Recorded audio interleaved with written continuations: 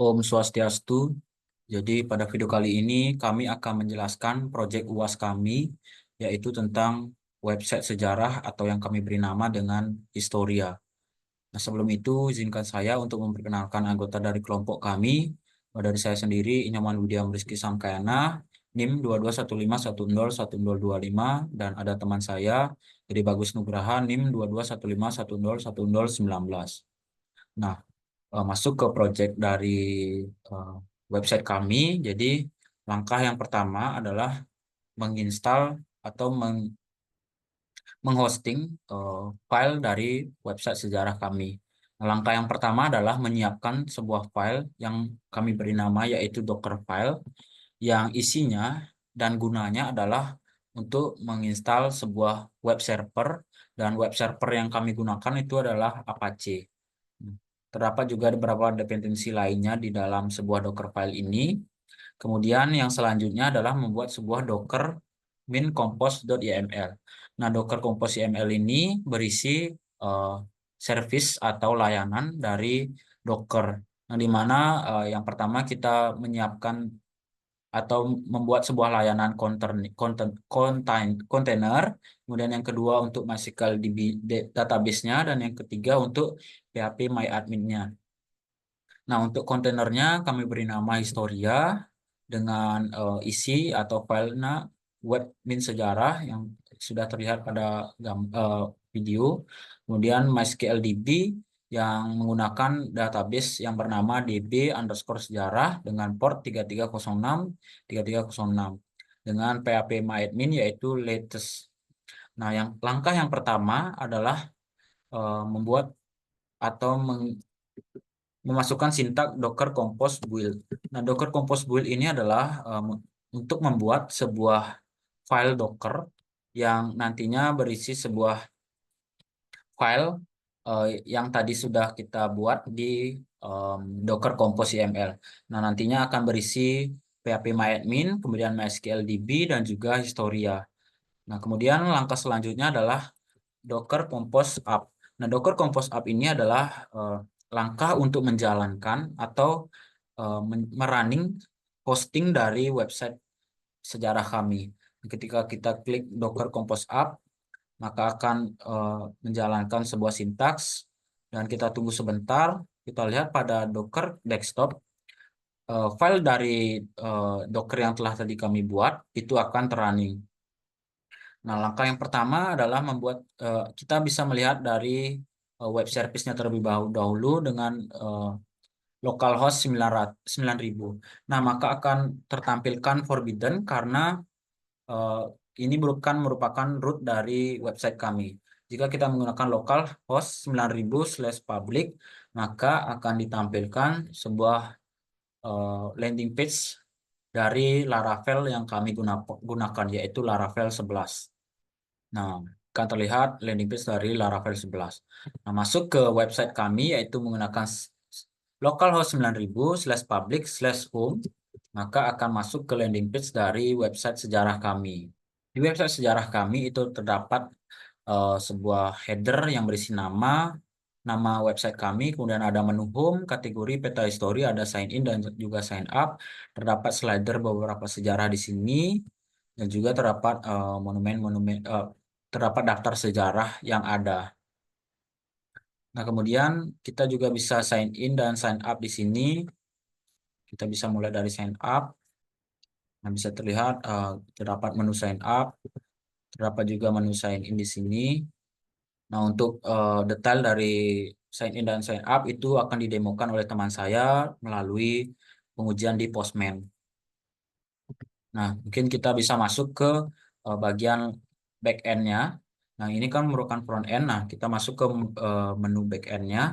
Kita menggunakan link yaitu localhost 9000/public/admin.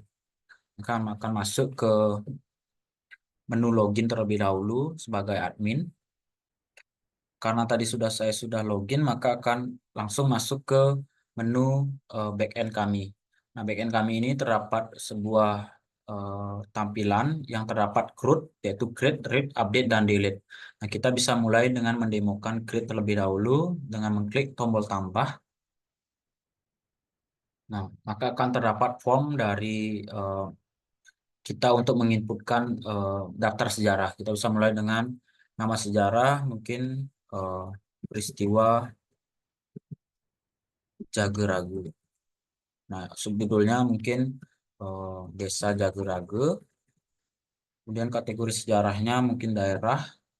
Deskripsinya kita bisa masukkan deskripsi panjang dan juga terdapat eh, teks editor di sini. Kita bisa masukkan gambar di sini di teks editor ataupun file lainnya. Mungkin singkat saja saya bisa masukkan teks saja itu ABCDF, ABCDF. Kemudian masukkan foto di sini untuk upload file. Kita bisa masukkan foto yang sesuai dengan daftar sejarah yang ini masukkan. Kemudian kita bisa save, maka akan terdapat sweet alert data berhasil disimpan. Kita klik OK, maka akan loading dan akan kembali ke halaman dari daftar sejarah. Kita tunggu sebentar. Nah, jika kita lihat ke bawah, maka data yang tadi kita inputkan itu sudah masuk. Dan juga kita bisa lihat juga di database. Kita refresh terlebih dahulu. Kita lihat pada historis. Kita scroll. Nah, terdapat peristiwa Jagerage. Subjudulnya Desa Jagerage, terdapat ABJTF. Dan juga foto itu tersimpan pada pet photos slash nama dari file yang tadi kita inputkan. Nah, masuk ke admin historia lagi, ke backend-nya, kita bisa mengedit juga. Misalnya kita edit Candi Bercorak Indu ini atau Candi Prambanan. Kita tunggu sebentar. Nah, maka akan tertampilkan form untuk mengedit dari daftar sejarah yang sesuai dengan ID kita. Nah, kita bisa edit misalnya Candi, Candi I-nya 2, Prambanannya N-nya 2, Candi Bercorak Hindu U-nya 2 misalnya. Bisa kita ganti monumen sejarah dengan budaya misalnya. Deskripsinya sudah ada. Kita bisa klik save. Nah, maka akan data berhasil disimpan. Klik OK. Maka kita akan tunggu sebentar. Akan kembali ke daftar sejarah di backend. Oke, kita lihat Candi Prambanan.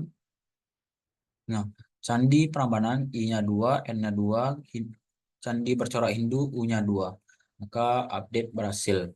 Mungkin kita bisa delete dengan mendelete gedung sate ini misalnya.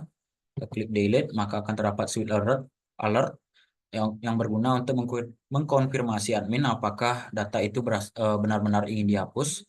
Jika kita mengklik cancel, maka akan kembali ke daftar sejarah. Jika iya, maka data berhasil dihapus. Klik OK, maka akan terrefresh. Kita tunggu sebentar. Nah, jika kita lihat yang tadi kita pilih itu gedung sate sudah tidak ada di em, daftar sejarah. Jika kita lihat pada database juga kita ke historis, tabel historis, kita lihat nama atau daftar sejarah dari gedung sate juga sudah terhapus. Nah, mungkin sekian yang dapat saya sampaikan mengenai bagaimana cara menghosting website project kami melalui Docker dan juga beberapa tampilan dari website kami. Nah, mungkin cukup sekian untuk penjelasan mengenai pengujian dari Postman akan dijelaskan oleh teman saya. Untuk itu waktu dan tempat saya persilahkan. Terima kasih. Oke, lanjut ke penjelasan pada file Laravel-nya.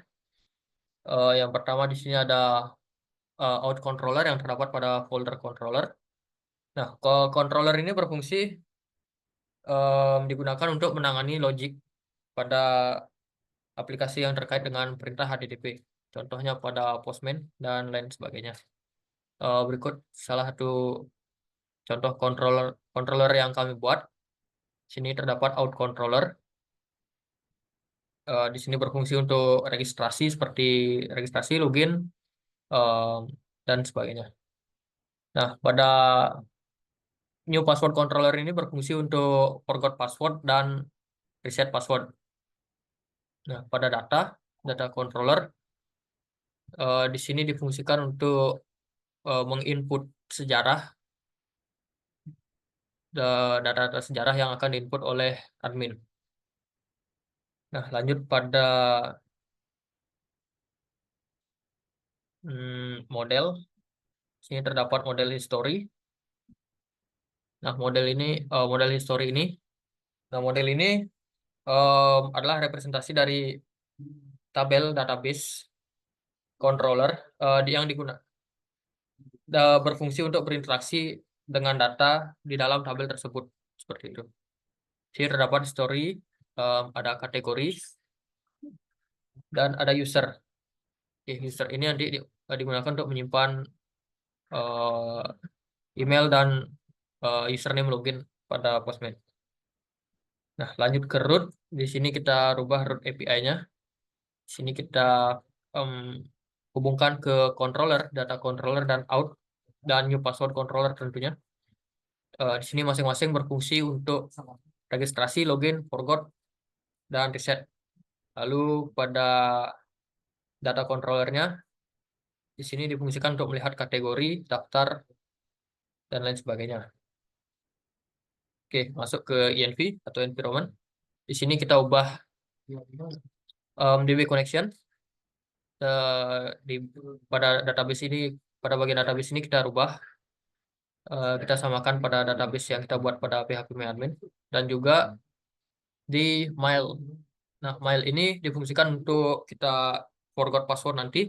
Kita menggunakan mail trap di sini untuk link forgot passwordnya. Oke, langsung saja pada Postman kita uji. Kita coba register terlebih dahulu. Seperti ini saya akan ubah namanya menjadi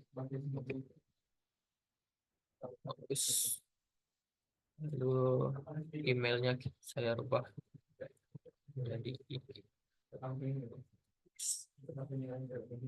kita send pada register.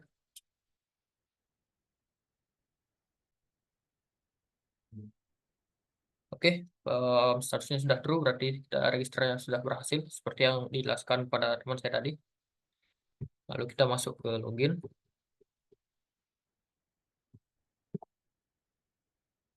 Sini name tidak diperlukan. Device login. Oke, login sudah berhasil, dan di sini juga kita mendapatkan token. Nah, token ini saya digunakan untuk pada perintah get. Sini saya akan contohkan get kategori. Nah, token ini diletakkan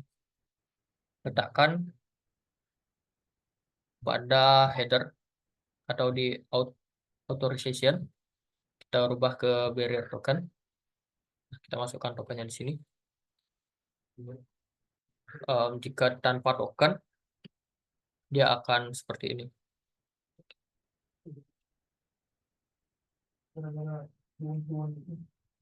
Oke, unauthenticated berarti memang di sini harus menggunakan token login tadi untuk melihat kategorinya.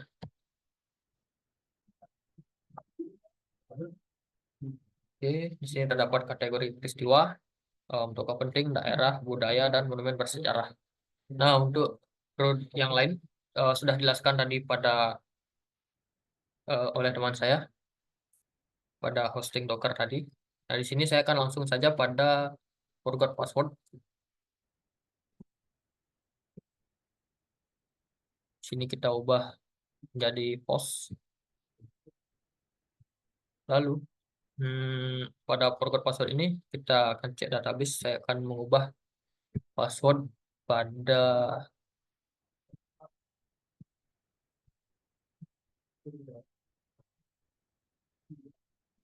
oke.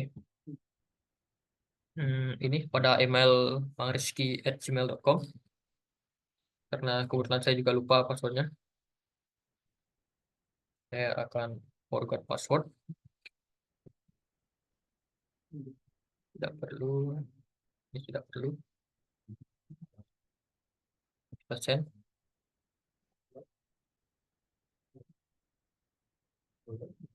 Oke, statusnya sudah email sudah terkirim. Nah, dari forgot password ini seperti yang saya katakan tadi, kita menggunakan Postman, kita menggunakan Mailtrap. Nah, di sini akan ada notifikasi. Nah, Mailtrap ini difungsikan untuk mengirimkan token untuk reset password nanti. Oke, kita paste tokennya sini. Lalu kita balik ke Postman. Nah, kita reset tentang tokennya, paste. Lalu kita buat password baru. Contoh password di sini. Hmm,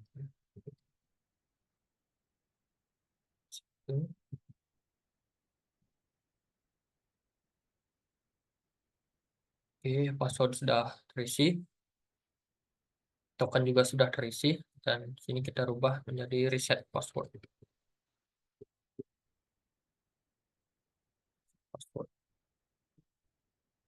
Oke, kita tunggu.